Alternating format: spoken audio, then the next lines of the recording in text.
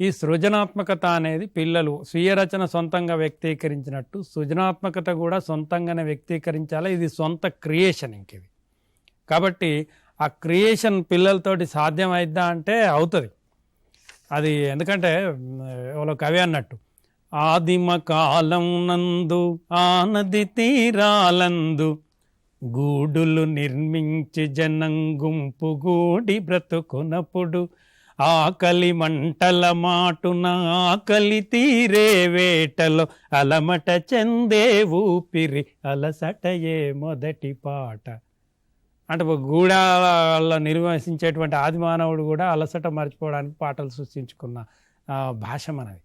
కాబట్టి ఈ సృజనాత్మక ప్రక్రియలు చేస్తాడు. ఇక మనకు 9వ తరగతిలో పరిచయమైనటువంటి ప్రక్రియలు చూడండి ఒకసారి. అభినందన వ్యాసం అంటే మొదటి పాఠం నుండి చివరి పాఠం వరకు ఆ పాఠ్యాంశాలలో అభ్యాసాలలో ఉన్నటువంటి ప్రక్రియల్ని ఇక్కడ మీకు ముందు చూపించాను. అభినందన వ్యాసం అది పరిచయం అయింది, ఈ తరగతిలో పరిచయం అయింది.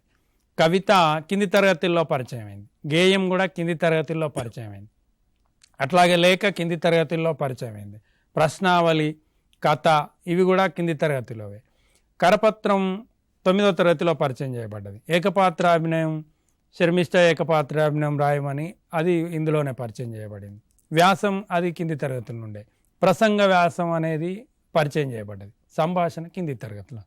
ఇగో ఇవన్నీ కాకుండా మనకు ఇప్పుడు ఇందులోకి వస్తే వీటి మీద మనం ప్రశ్నలు అడిగేటువంటి అవకాశం ఉంది. వీటి మీద పిల్లలకు కూడా అవగాహన కావాల్సినటువంటి అవకాశం ఉంది.